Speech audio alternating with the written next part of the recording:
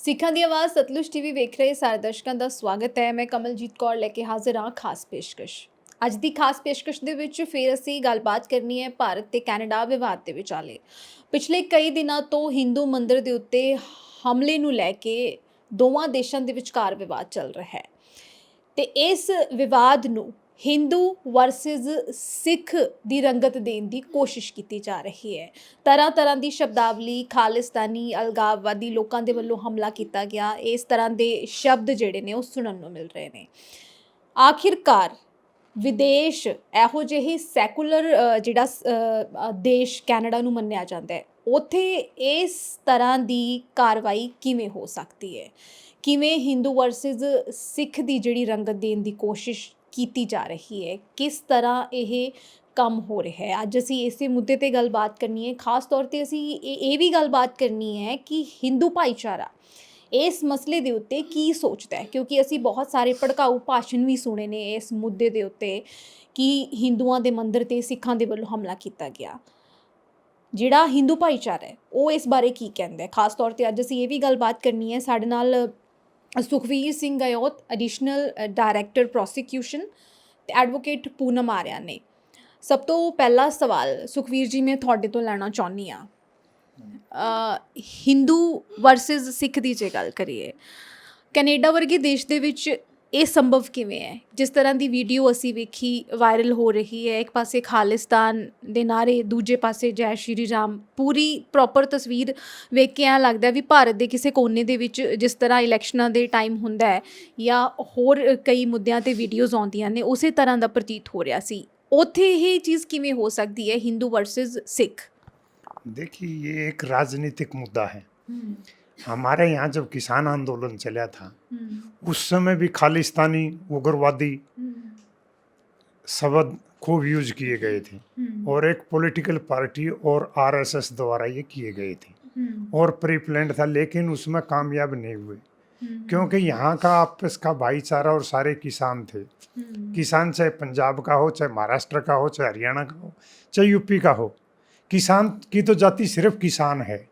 लेकिन उस आंदोलन को फैल करने के लिए डिवाइड एंड रूल का एक फार्मूला अडॉप्ट किया गया था कि ये तो खालिस्तानियों का है, ये एक जाति का है, न वो जाति वाली सिरे चढ़ पाई इनकी, न वो खालिस्तानी सरदार सिख और हिंदुओं के बीच जो दरार पैदा करने की बात थी उसमें कामयाब हुए। तो इन्होंने प्लेटफार्म कनाडा से शुरू कर दिया। अब पेड बदमाश एक इकट्ठे कर लिए और उनको कह दिया कि ये तो उग्रवादी हैं, ये खालिस्तानी हैं, और उनसे नारे लगवा दिए। और एक्चुअल में पेड हैं। हिंदू और मुसलमान एक, हिंदू और सिख एक हैं और एक ही धर्म से हैं। भाई गुरु जी थे, उन्होंने गोविंद सिंह जी ने एक मजहब तैयार किया था, एक फौज तैयार की थी, और उस समय हरियाणा जो है ये भी पंजाब का ही पार्ट था। हमारे जो बुजुर्ग थे उस समय वो भी दाढ़ी रखते थे। हरियाणा के लोग भी पगड़ी बांधते हैं, तो बांधने का तरीका अलग हो सकता है लेकिन पगड़ी दोनों ही बांधते हैं इस एरिया के लोग, ओल्ड पंजाब के जो भी हैं। तो इसलिए उस डिवीजन करने के लिए, जिसमें यहाँ कामयाब ये लोग नहीं हो सके और बीजेपी का कहीं नामो निशान नहीं है पंजाब में, तो उसमें वहाँ घुसपैठ लगाने के लिए कनाडा से प्लेटफॉर्म लिया गया और वहाँ से ये शुरू किया गया। अब हरियाणा के अंदर ये कामयाब हुए कास्ट डिवीजन पर, महाराष्ट्र में कामयाब हुए कास्ट डिवीजन पर, मराठा नॉन मराठा, गुजरात में हुए कास्ट डिवीजन पर पटेल नॉन पटेल, यूपी बिहार में आते हैं यादव नॉन यादव, जो भी डोमिनेटेड कास्ट है उसके अगेंस्ट दूसरों को भड़का देते हैं और उनके मन में इतना फियर पैदा कर देते हैं कि भाई ये तो मार देंगे आपको। अब इतने सालों से सिख भी यहीं रह रहे हैं, नॉन सिख भी यहाँ रह रहे हैं, बताओ किसने किसको मारा? अब कहीं डिवीजन कर देते हैं रिलीजन पर, मुसलमान हिंदू। जब मुसलमान पाकिस्तान में भी बहुत से यहाँ से माइग्रेट होके गए हैं, वो यहाँ थे, हमारे गांव के आसपास मुसलमान थे। बुजुर्गों से हमने पता किया, लगा जो सुनाते थे कि भाई अच्छा भाईचारा रखते थे वो, कोई ऐसी बात ही नहीं थी कि एक दूसरे से डर वाली। अब एक बार एक ऑफिसर मेरे से कहने लग गया, आप मुसलमानों के एरिया में जाके देखो, पता लगेगा। मैंने कहा भाई साहब आप गए हो? बोले मैं तो नहीं गया, मैंने सुना है। मैं ये सारी अफवाह सुनी आपने। जो मुसलमान यहाँ थे जब तो हमने खतरा नहीं था, आज हमें खतरा कैसे हो गया? एक भावना और एक डर पैदा कर दिया कि मुसलमान मार देंगे। मुसलमानों से सर्वाइवल के लिए एक हो जाओ सारे हिंदुओं। कांग्रेस मुसलमानों की पार्टी है, तो क्योंकि उन्होंने कांग्रेस का अगेंस्ट वोट चाहिए। अब इसी तरह एक नया कंसेप्ट पंजाब में घुसपैठ करने के लिए, अपनी पार्टी को एस्टेब्लिश करने के लिए सारे के सारे सरदारों को, किसी को उग्रवादी कह दो, किसी को खालिस्तानी कह दो। और ये सारे का सारा प्री प्लान्ड और एक सोची समझी चाल के तहत हो रहा है। जैसे इन्होंने हरियाणा में जाट नॉन जाट किया, इसी तरह पंजाब में हिंदू और सिख के बीच में एक डिवीजन पैदा करके जो हिंदू वोट हैं, मुन्ने हैं, जो लोग पगड़ी नहीं पहनते, उनके वोट अपनी तरफ करने के लिए ये सारे की सारी लड़ाई है। और एक षड्यंत्र है, लड़ाई भी नहीं, एक षड्यंत्र है। और इस षड्यंत्र से बचने के लिए समझदार लोगों ने आगे आना चाहिए कि ये सारा का सारा षड्यंत्र है। न तो यहाँ कहीं खालिस्तान है, न कहीं कोई उग्रवाद है, न किसी ने किसी से कोई भय है, और न डेमोक्रेसी में होता। यही तो डेमोक्रेसी है। लेकिन ये लोग, एक बार एक पूर्व मंत्री हुआ करते बलवंत राय तायल, मैं उनके पास बैठा था, तो उनके पास 3 डॉक्टर आए कि जी हमें, हमारा ये साथी बीजेपी से इलेक्शन लड़ रहा है, इसकी मदद करो, कमल गुप्ता जी। उन्होंने कहा इसकी नहीं करूँगा। अंकल क्या हुआ? भला ये तो संघ का है, और संघ वाले अफवाह बहुत जल्दी फैलाते हैं, बहुत ज़्यादा षड्यंत्र करते हैं, और जिस दिन इनके हाथ में देश आ जाएगा, देश टूट सकता है। ये बात उस आदमी ने आज से 35 साल पहले कही थी, और आज वही नौबत आई खड़ी है। ये लोग एक और बांग्लादेश बनाना चाहते हैं, इधर एक और पाकिस्तान बना दो। तो ये समझ नहीं आता कि देश को किस दिशा में ले जाया जा रहा है। ठीक है। ਐਡਵੋਕੇਟ ਪੂਨਮ, ਮੈਂ ਤੁਹਾਡੇ ਤੋਂ ਜਾਣਨਾ ਚਾਹੁੰਦੀ ਹਾਂ, ਤੁਸੀਂ ਯੁਵਾ ਜਾਟ ਆਲ ਇੰਡੀਆ ਦੇ ਪ੍ਰੈਜ਼ੀਡੈਂਟ ਵੀ ਹੋ, ਬਹੁਤ ਸਾਰੇ ਲੋਕਾਂ ਨਾਲ ਹਰ ਰੋਜ਼ ਵਿਚਰਦੇ ਹੋ, ਬਹੁਤ ਸਾਰੇ ਹਿੰਦੂ ਵੀ ਤੁਹਾਡੇ ਕੰਟੈਕਟ ਦੇ ਵਿੱਚ ਨੇ। ਜਿਸ ਤਰ੍ਹਾਂ ਸਰ ਕਹਿ ਰਹੇ ਸੀ ਕਿ ਇੱਕ ਬਹੁਤ ਵੱਡਾ षड्यंत्र ਹੈ, ਪਰ ਆਮ ਲੋਕਾਂ ਤੱਕ ਜਿਸ ਤਰ੍ਹਾਂ ਮੈਸੇਜ ਕਨਵੇ ਕੀਤਾ ਜਾ ਰਿਹਾ ਹੈ, ਜਿਸ ਤਰ੍ਹਾਂ ਦੀਆਂ ਤਸਵੀਰਾਂ ਉਹਨਾਂ ਨੂੰ ਵਿਖਾਈਆਂ ਜਾ ਰਹੀਆਂ ਨੇ, ਜਿਸ ਤਰ੍ਹਾਂ ਦੀਆਂ ਹੈਡਲਾਈਨਸ, ਸੁਰਖੀਆਂ ਉਹਨਾਂ ਤੱਕ ਪਹੁੰਚ ਰਹੀਆਂ ਨੇ, ਖਬਰਾਂ ਉਹਨਾਂ ਤੱਕ ਪਹੁੰਚ ਰਹੀਆਂ ਨੇ, ਜ਼ਾਹਿਰ ਹੈ ਕਿ ਜਿਹੜਾ ਵੀ ਬੰਦਾ ਪਹਿਲੀ ਨਜ਼ਰੇ ਉਹ ਖਬਰਾਂ ਵੇਖੇਗਾ ਜਾਂ ਉਹ ਵੀਡੀਓਜ਼ ਵੇਖੇਗਾ ਤਾਂ ਇੱਕ ਵਾਰ ਤਾਂ ਜ਼ਰੂਰ ਕਿਤੇ ਨਾ ਕਿਤੇ ਉਹਦੇ ਮਨ 'ਚ ਭੜਕਾਹਟ ਆਏਗੀ। ਹਿੰਦੂ ਤਬਕੇ ਦੇ ਲੋਕ ਇਸ ਘਟਨਾਕ੍ਰਮ ਨੂੰ ਕਿਵੇਂ ਵੇਖਦੇ ਨੇ? देखो, मैं कहना चाहूँगी, आपके क्वेश्चन पे आने से पहले इस चीज़ को समझना बहुत ज़रूरी है। किसी भी एक्शन का रिएक्शन करने से पहले समझना बहुत ज़रूरी है। मीडिया में एक छोटी सी क्लिप वायरल हुई है जिसमें सिख भाई जो है थोड़े दौड़ रहे हैं, और उसको मतलब गलत तरीके से मीडिया में दिखाना, लोगों की सोच को प्रभावित करना, मानवता के साथ में खिलवाड़ करना, उनकी भावनाओं के साथ में खिलवाड़ करना और धर्म की राजनीति करना, ये एक इंडिया में, भारत में ये एक धर्म की ही नहीं, मीडिया की राजनीति भी शुरू हो चुकी है, जो सच्चाई नहीं दिखाते हैं। मुझे ये बताओ, उस क्लिप में या कहीं पे भी जो इन्होंने बताया है भारत के अंदर कि वो सिख अटैक कर रहे हैं मंदिरों पे, तो कहाँ है? एक भी सबूत हमें दीजिए, तो कहाँ है? तो झूठा बरगलाना किस लिए? ये झूठ परोसा जा रहा है। कोई भी किसी भी उस पर अटैक नहीं हुआ है। इवन मंदिर परिसर से 3 मंदिर परिसर से फायरिंग हुई है कनाडा के अंदर, वो तो इन्होंने नहीं दिखाई। हिंदू तो इन्होंने बिल्कुल भी नहीं दिखाई। और मंदिर परिसर में हथियार ले जाने का मतलब क्या बनता है? क्या वो धार्मिक लोग हैं? नहीं, वो दंगेबाज लोग हैं, चंद पैसों से वहाँ खड़े किए गए गुर्गे लोग हैं। उनके द्वारा ये किया गया है और किसी सिख भाई ने कोई भी ऐसा कोई गलत कदम नहीं उठाया। मैं तो बहुत बहुत दिल से, तहे दिल से उन लोगों को धन्यवाद करती हूँ, सिख भाइयों को, कि ऐसे माहौल में भी उन्होंने शांति प्रिय तरीके से इस चीज़ को संभाला। कोई ऐसा गलत रिएक्शन ना तो उन्होंने कभी पहले किया, इतने सालों में, इतने 1984 का भी हुआ है तब भी उन्होंने नहीं किया, ये तो बहुत छोटी बात है। वो कभी सिख तो हमेशा शांति और प्यार, प्रेम, भाईचारे का ही संदेश देते हैं। ये सारा कुछ प्री प्लान था और वो जो प्री प्लान उन्होंने वहाँ पे किया था वो सक्सेसफुल नहीं हुआ। जो वो वीडियो वो लोग चाहते थे वो नहीं बन पाई, उसी को काट छाट के बनाने की कोशिश की गई जो उनकी पूरी नहीं हुई। सिख भाइयों ने अपने उसका काम लिया अपने उससे और शांति प्रिय तरीके से इस चीज़ को संभाला और जो भारत में हो रहा था ना वही राजनीति भारत की निकल के विदेशों में पहुंच गई है।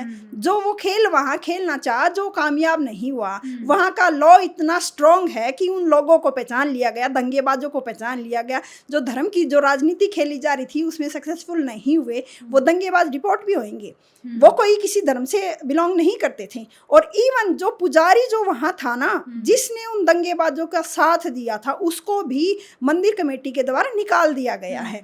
और जिसने स्पीकर से, एक बनर्जी जो लड़का था, ये भड़काऊ भाषण जो दे रहा था, जो गलत बच्चों को गलत डायरेक्शन में ले जाने के लिए, सबसे बड़ा आतंकवादी वही है। अगर आतंकवादी कहो तो सबसे बड़ा आतंकवादी वही है। उसको भी उसकी पहचान कर ली गई, गिरफ्तार कर लिया गया उसको। तो सिख तो बेचारे इस चीज़ का शिकार हुए हैं। और इंडिया में, भारत में गलत फैलाया जा रहा है, सिखों ने मंदिरों पे अटैक किया। तो अब मीडिया क्यों नहीं दिखा रही कि सिखों पे अत्याचार हुआ, उनके गुरुद्वारों पे अटैक हुआ, सिख भाइयों के ऊपर फायरिंग की गई? क्यों नहीं दिखा रही मीडिया? अब कहाँ गई वो मीडिया? क्यों नहीं आते सच्चाई दिखाने के लिए मीडिया के लोग? क्या मीडिया गलत दिखाने के लिए ही बैठी है? एक किसी जो गद्दी सीन जो है आज के टाइम पे भारत के अंदर, क्या उन्हीं लोगों की, क्या ये दूसरा नॉर्थ कोरिया बनता जा रहा है या वही चाइना बनता जा रहा है? जो हम बोलेंगे वही मीडिया में दिखाया जाएगा। सच्चाई से कोई वाकिफ नहीं है। मैं तो मीडिया को भी नसीहत दूंगी कि जो सच है वो दिखाए। अब क्यों नहीं दिखा रहे? जो वो हुआ, गिरफ्तार हुए, जो गलत उन लोगों ने किया, सिखों के ऊपर गलत इल्जाम लगाए, वो अब दिखाओ ना मीडिया में, जरूर दिखाओ। और दूसरा जो है ये प्रोटेस्ट, जो सिख भाई बड़े ही शांति प्रिय तरीके से वहाँ पे प्रोटेस्ट कर रहे थे, उनका किसी धर्म से कोई, राजनीति से कोई भी लेना देना नहीं था। वो किसी धर्म के अगेंस्ट तो कभी भी रहे ही नहीं हैं। और वो जो था इंडियन कंसल्टेंट, जो वहाँ पे एक मीटिंग चल रही थी, उसके लिए थोड़ा सा उनको भाई हरदीप सिंह निर्जर के साथ में जो हुआ और जो कनाडा में जो हालात हुए, तो उसके लिए था कि भाई उनके लिए ये शांति प्रिय तरीके से वहाँ प्रोटेस्ट कर रहे थे सिख भाई, जिनके ऊपर इन दंगेबाजों ने फायरिंग की है। और ये सिर्फ मंदिर के सामने ही नहीं प्रोटेस्ट कर रहे थे, कुछ दिन पहले ये मीटिंग गुरुद्वारे में भी हुई थी, वहाँ पे भी सिख भाइयों ने गुरुद्वारे के सामने भी प्रोटेस्ट किया था। तो इसको किसी धर्म से नहीं जोड़ सकते। ये अगर धर्म के साथ में, अगर भारत में ये जोड़ के राजनीति खेलने की कोशिश कर रहे हैं तो ये नाकामयाब होगी उनकी, और सब इस चीज़ को समझते हैं। और ये इंडिया में भी बहुत, गोधरा कांड में भी देखो कितने उस ट्रेन में कितने लोग कट गए। यही राजनीति मेवात में भी खेली गई। हिंदू मुस्लिम की, हिंदू को कुछ दंगेबाज चंद पैसे लेके वहाँ गए, हिंदू बन के और मुस्लिम बन के आपस में, जो जिन भाइयों में भाईचारा है, जिन जातियों में प्यार प्रेम है, उनका नाम धारण करके उस जाति का नाम लेके वहाँ दंगे भड़काए जाने की कोशिश की। बट हरियाणा तो इस चीज़ को समझ गया। मेवात में नहीं हुआ, ये कामयाब नहीं हुआ। हाँ, थोड़ा सा सोशल मीडिया पे हुआ था जिसमें हम लोग भी थे कि भाई ये एक गेम है, इसको बंद करो।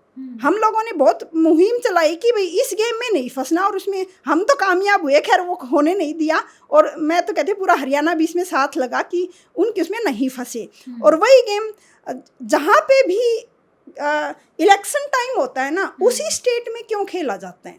उसी स्टेट में दंगे क्यों होते हैं? राजनीति है, ये धर्म की राजनीति है, एक्चुअल की कोई राजनीति नहीं है। अपने वादों पे खरे नहीं उतरते, देश का कोई विकास नहीं करते। जिस बात को लेके उनको गद्दी पे बिठाया जाता है, जिस जगह पे बिठाया जाता है, वो जनता की सेवा करने के लिए ही तो बिठाया जाता है ना, या फिर जनता से सेवा करवाने के लिए। ये लोग जनता से सेवा करवाना चाह रहे हैं, तो उसको जनता स्वीकार नहीं कर रही। तो जगह पे इलेक्शन होते हैं वहीं पे ये दंगे होते हैं, जो मेजोरिटी में होते हैं ना, जो वहाँ पे उनके अगेंस्ट में जो कम मेजोरिटी वाले उनको खड़ा किया जाता है।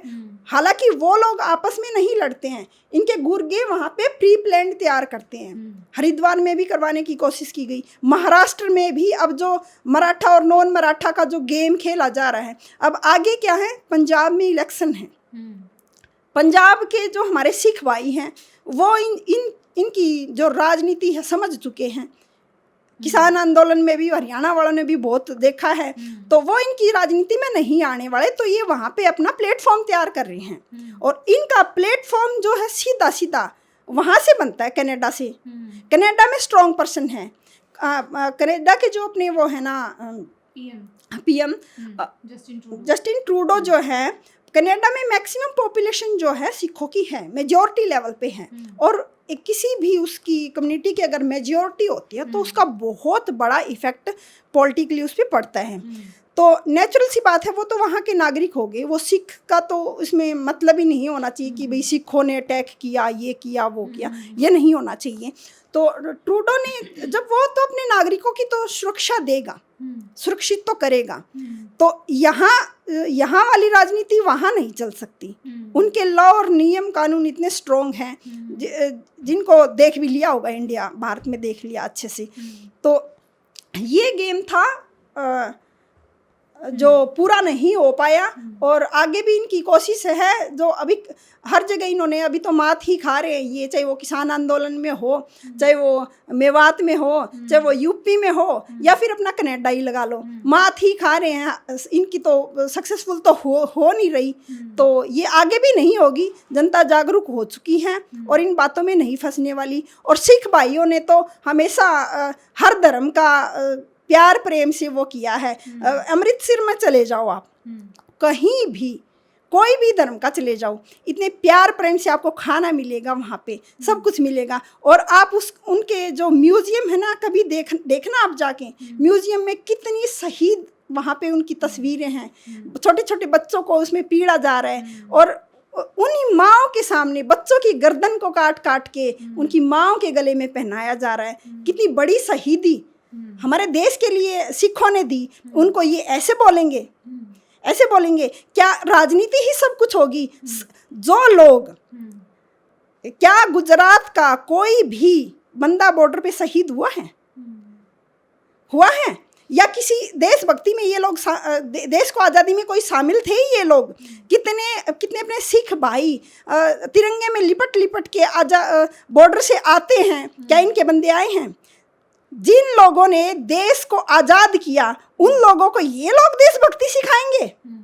ये सिखाएंगे देशभक्ति जिन्होंने कभी देशभक्ति के लिए कुछ किया ही नहीं? ये बहुत बड़ा गेम है जो खेला जा रहा है। इसमें ना सिख फंसेंगे, ना हम कोई भी फंसने वाला नहीं है। किसान आंदोलन में जो मुहिम थी ना, उसमें हमारा भाईचारा स्ट्रोंग हुआ था, और अब कनाडा के बाद तो और ज़्यादा स्ट्रोंग हो गया है, कभी नहीं टूटने वाला। एक दूसरे के साथ कंधे से कंधा मिला के खड़े हैं। ठीक है, अगला सवाल सुखवीर जी ਤੁਹਾਡੇ ਤੋਂ ਲੈਣਾ ਚਾਹੁੰਦੀ ਹਾਂ ਮੈਂ ਕਿ ਭਾਰਤੀ ਜਿਹੜੀ ਰਾਜਨੀਤੀ ਹੈ ਉਹ ਵਿਦੇਸ਼ ਦੀ ਰਾਜਨੀਤੀ ਦੇ ਵਿੱਚ ਜਾ ਕੇ ਕਿਵੇਂ ਰੋਲ ਅਦਾ ਕਰਦੀ ਹੈ? ਜਿਸ ਤਰ੍ਹਾਂ ਅਸੀਂ ਇੱਕ ਐਗਜ਼ਾਮਪਲ ਇਨੀ ਦਿਨੀ ਦੇਖ ਰਹੇ ਹਾਂ ਹਿੰਦੂ ਮੰਦਿਰ 'ਤੇ ਹਮਲੇ ਦੀ, ਔਰ ਉਹਦੇ ਵਿੱਚ ਪੂਰਾ ਜ਼ੋਰ ਲੱਗਿਆ ਹੋਇਆ ਹੈ। ਜਿਸ ਤਰ੍ਹਾਂ ਤੁਸੀਂ ਵੀ ਪਹਿਲਾਂ ਕਿਹਾ, ਐਡਵੋਕੇਟ ਪੂਨਮ ਨੇ ਵੀ ਕਿਹਾ ਕਿ षड्यंत्र ਇੱਥੋਂ ਰਚਿਆ ਗਿਆ ਹੈ, ਇੱਥੇ ਜਿਹੜੀ ਗੇਮ ਹੈ ਉਹ ਪਲਾਨ ਕੀਤੀ ਗਈ ਹੈ।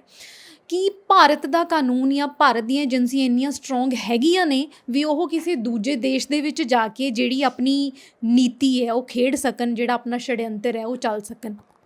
देखो, वहाँ कनाडा के अंदर हमारे हिंदुस्तान की बहुत ज़्यादा आबादी है और ज़्यादा मेजॉरिटी पंजाब की है। अब पंजाब के अंदर एक पार्टी के पास कुछ नहीं है, वहाँ उसने डिवीज़न करना है, और डिवीज़न करने के लिए कोशिश हिंदुस्तान से की गई थी, यहाँ की धरती से की गई थी, लेकिन वो कामयाबी नहीं हुई। तो उसको कहीं कामयाबी करने के लिए एक षड्यंत्र के तहत एक प्री प्लान्ड विदेश की धरती पर जाके कोशिश कर ली कि कहीं वहीं से काम चल जाए, वहीं से कोई भावनाएं लोगों की भड़क जाएं और लोग एक दूसरे के अगेंस्ट हो जाएं और उसका तुम फायदा उठा लो। इसलिए इन्होंने सारे का सारा गेम कनाडा में जाके खेलना पड़ा और वहाँ से शुरुआत, और मुझे नहीं लगता कि उसमें इनको कहीं कामयाबी मिलेगी, क्योंकि जिन लोगों को ये पता लग जाता है कि हो क्या रहा है वो इनकी बातों में आने वाले नहीं हैं। अब हरियाणा के अंदर ये कामयाब हुए, बीसी को अपनी तरफ कर लिया, ब्राह्मण को अपनी तरफ किया। एक ब्राह्मण से मेरी बात हुई, मैंने कहा चाचा जी आप ये बताओ कि बीजेपी से आपको क्या मिला? बोले मिला तो कुछ नहीं, जाटा का इलाज ठीक हो रहा है। मैंने कहा भाई वो बता दो इलाज क्या हो गया, और किस जाट ने आपका क्या बुरा किया? बोले मेरा तो किसी ने बुरा नहीं किया। मैं कहा आपने तो एक दो काम मेरे से कर मैंने किए कि नहीं? बोले वो तो तने करने थे, आप ही तो एक गांव से हैं। तो क्या मैं जाट नहीं हूँ? इसलिए ये तो सिर्फ बेवकूफ़ बनाने का एक तरीका है और एक सोची समझी चाल है, कहीं कामयाब हो जाते हैं कहीं नहीं होते।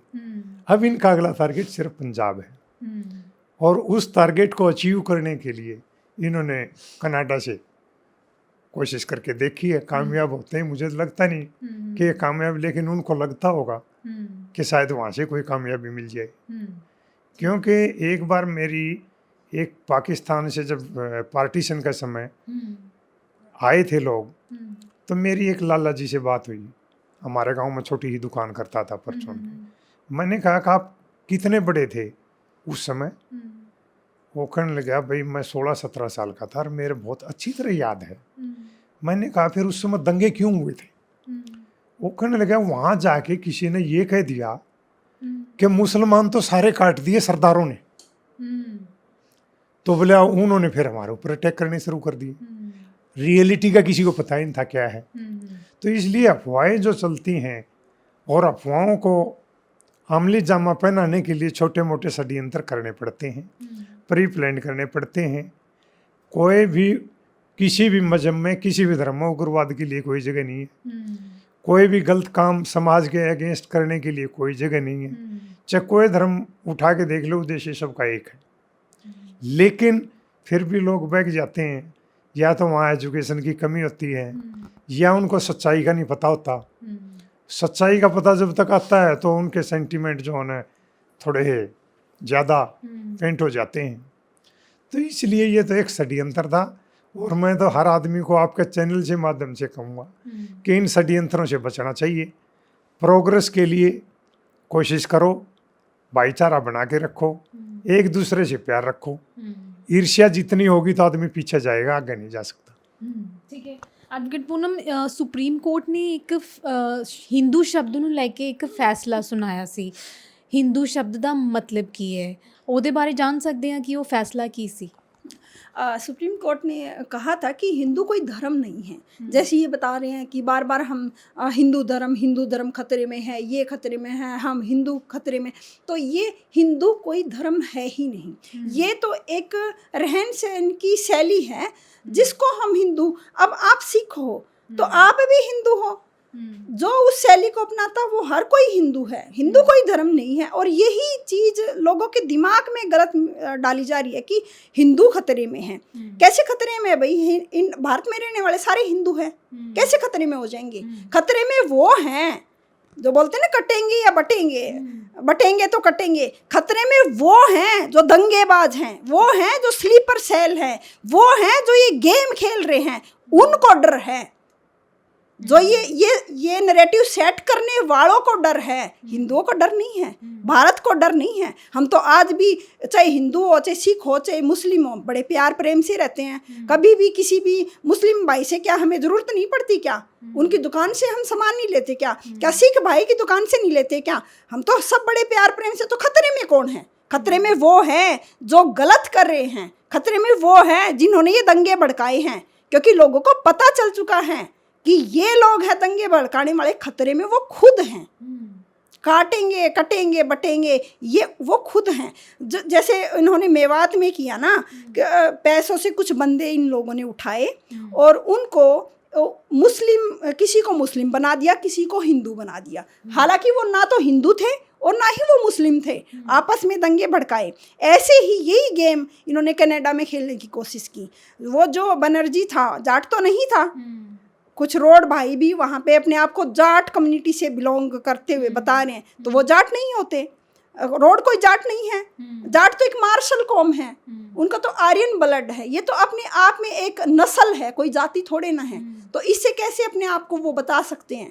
तो उनका तो स्ट्रक्चर ही अलग होता है, वो तो अलग ही पहचाने जाएंगे ये जाट हैं। तो वहाँ उन्होंने यही राजनीति खेलने की कोशिश की कि अपने आप को जाट बता के कि भी जाट एक बड़ी स्ट्रॉन्ग कम्युनिटी है जो सिखों का मुकाबला कर सकती है। लेकिन जाट इस चीज़ को पहले हरियाणा में ही समझ चुके थे, तो वो तो उन्होंने तो साथ ही नहीं दिया और पकड़े गए वहाँ पे। और अपनी बात रखने का हक, आज़ादी जो है अपनी, जो अगर हमारे अंदर हमारी कुछ समस्या है उसको रखने का हक हर देश के अंदर है। और वही हक कनाडा के अंदर अपने सिख भाइयों को वो आराम से अपनी बात रख रहे थे प्रोटेस्ट के रूप में।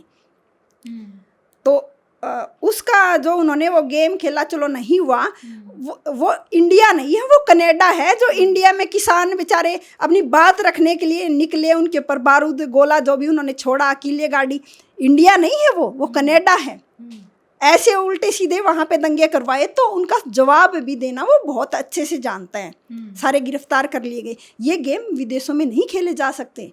अनपढ़ मानसिकता वाले लोग चाहे इंडिया में ऊपर बैठ गए, बट ये गेम वहाँ नहीं चल सकते।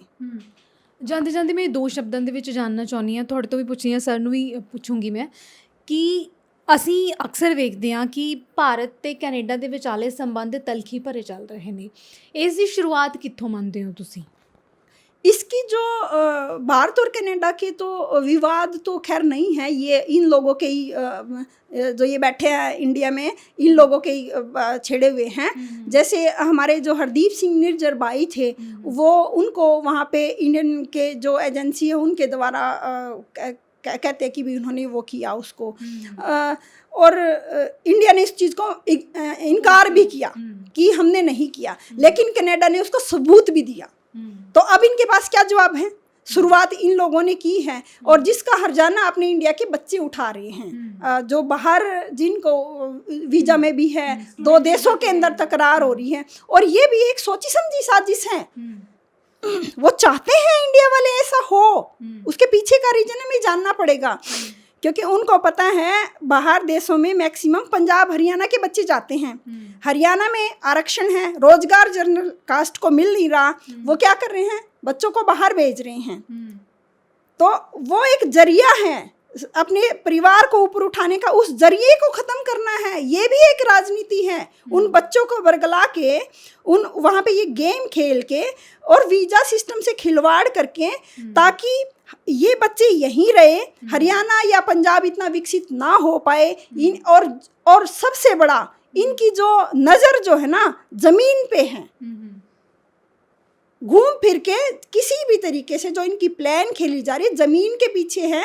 ये सारी ज़मीन को एक्वायर करना चाह रहे हैं, जो किसान करने नहीं देना चाह रहे, जिसके लिए 3 कानून आए ताकि किसानों की जो रोज़गार है, जो इनका इनकम है वो कम हो जाए और ये खेती बेचने के लिए मजबूर हो जाएं। वो चीज़ नहीं चली, लेकिन कान इधर से पकड़ो या इधर से पकड़ो, बात बराबर ही है। बच्चे वहाँ जाएंगे, अपना उनके परिवार का अच्छा होगा, वापस आएंगे तो वो ज़मीन नहीं बेच पाएंगे। वहाँ से उसको कंट्रोल करना, यहाँ से खेती के लिए आगे एक और जो इन्होंने बनाया कि ठीक है कानून आप नहीं इस चीज़ को किसान जो अपना किसान वाला जो कानून है उनको नहीं वो कर रहे, तो इन्होंने आगे पानी भी बंद कर देना है ताकि पानी ना पहुँचे, फसल खराब हो, बीज प्रॉपर नहीं मिलेंगे। डीएपी जैसे अब समस्या क्यों आ रही है? किसान को परेशान करके उनका जो इनकम का सिस्टम ख़त्म हो और वो मजबूर हो जाएं ज़मीन बेचने के लिए। सारा खेल ज़मीन और राजनीति का है, जिसको सिख और जाट कभी भी सक्सेसफुल होने नहीं दे रहे, और यही उनके बीच की कड़ी है जिसको वो काटना चाह रहे हैं, चाहे उसका शिकार कनाडा हो या अपना हरियाणा हो या पंजाब हो या अपना भारत हो। ਠੀਕ ਹੈ ਸੁਖਵੀਰ ਜੀ, ਵਕਤ ਇਜਾਜ਼ਤ ਨਹੀਂ ਦੇ ਰਿਹਾ। ਜਾਂਦੇ ਜਾਂਦੇ ਮੈਂ ਤੁਹਾਡੇ ਤੋਂ ਇਹ ਜਾਣਨਾ ਚਾਹੁੰਦੀ ਹਾਂ ਕਿ ਹਾਲ ਹੀ ਦੇ ਵਿੱਚ ਅਮਰੀਕਾ ਦੇ ਰਾਸ਼ਟਰਪਤੀ ਦੀ ਚੋਣ ਹੋਈ ਤੇ ਡੋਨਾਲਡ ਟਰੰਪ ਰਾਸ਼ਟਰਪਤੀ ਬਣੇ। ਸਭ ਤੋਂ ਪਹਿਲਾ ਟਵੀਟ ਪ੍ਰਧਾਨ ਮੰਤਰੀ ਮੋਦੀ ਦਾ ਆਉਂਦਾ ਹੈ ਕਿ ਮੇਰੇ ਦੋਸਤ ਨੂੰ ਰਾਸ਼ਟਰਪਤੀ ਬਣਨ ਤੇ ਵਧਾਈ। ਤੇ ਦੂਜੇ ਪਾਸੇ ਜੇ ਅਸੀਂ ਕੈਨੇਡਾ ਦੇ ਵੱਲ ਝਾਤ ਮਾਰੀਏ ਤਾਂ ਕੈਨੇਡਾ ਦੇ ਪ੍ਰਧਾਨ ਮੰਤਰੀ ਜਸਟਿਨ ਟਰੂਡੋ ਨਰਿੰਦਰ ਮੋਦੀ ਨੂੰ ਆਪਣੇ ਦੁਸ਼ਮਣ ਲੱਗਦੇ ਨੇ। ਇਸ ਦੇ ਕਾਰਨ ਕੀ ਨੇ? देखो, ट्रंप की विचारधारा भी बांटने वाली है हम्म, और मोदी वाली ही पॉलिसी उन्होंने अडॉप्ट की है, इसीलिए वो मोदी के फ्रेंड हैं। पिछला जब इलेक्शन था 2019 का, उसमें ट्रंप की बेटी भी यहाँ कन्वेंशन के लिए आई थी और उन्होंने भेजा था। इसी तरह से ये तो एक दूसरे के साथ, क्योंकि ये कहते हैं ना कि लंदन खुंडा 100 कोस जाके टोले, ये थोड़ा और ज़्यादा दूर ढूंढ लिया। न अच्छी विचारधारा उस आदमी की है और न हमारे प्रधानमंत्री की है। इन्होंने कुर्सी चाहिए, देश जाए बाढ़ में, और कोई लेना देना नहीं। और क्योंकि जो आज का माहौल इन्होंने क्रिएट कर रखा है एक दूसरे से डराने का, वो बगैर वजह अपनी राजनीतिक रोटियां सेकने के लिए है। अदरवाइज किसी ने किसी से न कोई भय है और न ठीक आदमी ने कभी किसी से डरना चाहिए और न डरने की जरूरत होती। लेकिन ये तो फियर क्रिएट करना है, वो किसी भी तरह से कर लो। राजनीति में अपनी कुर्सी बचाने का एक तरीका है। और अब ये थोड़ी उनकी चमची मार लेंगे कि ट्रंप मेरा है, ट्रंप मेरा है, और ट्रंप ने किससे क्या लेना है। पीछे भी ट्रंप था, तो बताओ इंडियन का कौन सा फायदा हो गया। बाकी ये ठीक है कि ये गरीबी बढ़ाना चाहते हैं। ये जो खेती है कुछ लोगों के हाथों में आ जाए और हम सारे लोग उसकी मजदूर बन जाएं। 10 आदमियों को होगी, 10 आदमियों को पकड़ लो, वोट दिलवा, उसको पैसे दे दो, और गरीब जो आदमी होगा सरकार के खिलाफ नहीं बोल पाएगा और रोटी के लिए लड़ता रहेगा। सरकार जो मनमानी करती रहे। आज भी देश के अंदर इमरजेंसी है, घोषित इमरजेंसी है। अब जब पीछे ये देशभक्तों से मेरी जब डायरेक्टर की प्रमोशन की बात आई, तो मैंने कहा, चीफ मिनिस्टर से भी मैं मिला था, खट्टर साहब से, मगर मैं फ्रीडम फाइटर फैमिली से हूँ। मेरे पूर्वजों ने देश की आज़ादी की लड़ाई लड़ी थी, जेल गए थे, देश के लिए गए थे। देश तो आज़ाद हुआ, पर मैं ये फील करता हूँ मुझे आज़ादी नहीं मिली। उसके बाद खट्टर साहब के पास 2 उन्हीं की पार्टी के बड़े नेता गए थे। उन्होंने कहा कि ये बहुत ऑनेस्ट ऑफिसर है और आप इसकी प्रमोशन करो। कहने लगे, यार ऑनेस्टी कोई क्राइटेरिया नहीं है, उल्टे सीधे काम तो नहीं करेगा ये, सरकार ने तो गलत भी कराने पड़ते हैं। तो इस तरह की विचारधारा ही है देशभक्त, और ये देशभक्ति का अपना प्रचार करते हैं, षड्यंत्र करके दंगे करवाना, गरीबी बढ़ाना, यही इनका एम है। अब विदेश में बच्चे जा रहे हैं, अच्छा खा कमा रहे हैं, रोजगार ढूंढ रहे हैं, उस पर किसी तरह चेक लगाना को बेरोजगार यहीं रहें, और यहीं रहे बेरोजगार आदमी होगा तो कोई गलत काम भी वो करेगा। जब खाने के लिए रोटी नहीं होगी तो छीना झपटी भी वो करेगा। वो ये चीज़ करवाना चाहते हैं। ठीक है सुखबीर जी, बहुत बहुत शुक्रिया ਸਾਡੇ ਨਾਲ ਜੁੜਨ ਲਈ। ਐਡਵੋਕੇਟ ਪੂਨਮ, ਪ੍ਰਧਾਨ ਮੰਤਰੀ ਨਰਿੰਦਰ ਮੋਦੀ ਦਾ ਇੱਕ ਟਵੀਟ ਆਉਂਦਾ ਹੈ ਜਿਹਦੇ ਵਿੱਚ ਉਹਨਾਂ ਨੇ ਸਾਫ਼-ਸਾਫ਼ ਲਿਖਿਆ ਸੀ ਕਿ ਸਿੱਖਾਂ ਨੇ ਹਿੰਦੂਆਂ ਦੇ ਮੰਦਿਰਾਂ ਤੇ ਹਮਲਾ ਕੀਤਾ। सबसे पहले हमें ये जानना होगा, प्रधानमंत्री होता किसी धर्म का नहीं होता। उस प्रधानमंत्री के लिए सारे धर्म बराबर होते हैं, और उनका ये ट्वीट बहुत गलत है। जब आप इतनी बड़ी उस पर बैठे हो तो आपको सबसे पहले तो उसको पता करना चाहिए कि ये सच है या नहीं है। आपका एक एक शब्द, एक एक चीज़ प्रूफ के साथ में होनी चाहिए। ये विदाउट प्रूफ आपने लिखा, मंदिरों पे अटैक हुआ ही नहीं तो आपने ये लिखा, तो मुझे लगता है कि उनको माफ़ी मांगनी चाहिए, सिख भाइयों से माफ़ी मांगनी चाहिए। गलत नहीं करना चाहिए, गलत नहीं लिखना चाहिए। और हाँ, प्रधानमंत्री किसी धर्म का नहीं होता। एक धर्म के प्रति बायस्ड होना अच्छा नहीं होता। या तो पूरी चीज़ की इंक्वायरी करो और फिर उसके बाद वो करो। प्रधानमंत्री तो बहुत बड़ी उसकी होती है, पूरा देश उसके नीचे होता है, चाहे वो किसी भी धर्म के होते हैं। तो उनका मैं तो यही कहूँगी कि माफ़ी मांगना भी एक बहुत बड़ी अच्छी बात होती है कि चलो गलती हो जाती है, माफ़ी मांगना फ़र्ज बनता है, और इससे कोई छोटे नहीं हो जाते। इससे लोगों के दिलों में जगह भी बनेगी कि भाई सिख भाइयों से उनको माफ़ी मांगनी चाहिए जब उन्होंने अटैक नहीं किया। तो ये एक गलत मैसेज पूरे वर्ल्ड में जाता है, ये बहुत गलत मैसेज है, नहीं जाना चाहिए था। ਠੀਕ ਹੈ ਜੀ, ਬਹੁਤ ਬਹੁਤ ਸ਼ੁਕਰੀਆ ਸੁਖਬੀਰ ਜੀ, ਤੁਹਾਡਾ ਵੀ ਬਹੁਤ ਬਹੁਤ ਸ਼ੁਕਰੀਆ। ਸੋ ਇਹ ਸੀ ਅੱਜ ਦੀ ਖਾਸ ਪੇਸ਼ਕਸ਼। ਅਗਲੇ ਐਪੀਸੋਡ ਦੇ ਵਿੱਚ ਫੇਰ ਹਾਜ਼ਰ ਹੋਵਾਂਗੇ ਕਿਸੇ ਹੋਰ ਅਹਿਮ ਮਸਲੇ ਦੇ ਨਾਲ। ਤਦ ਤੱਕ ਲਈ ਤੁਸੀਂ ਵੇਖਦੇ ਰਹੋ ਸੱਚ ਦਾ ਨਿਰੰਤਰ ਵਹਿੰਦਾ ਦਰਿਆ ਸਤਲੁਜ TV।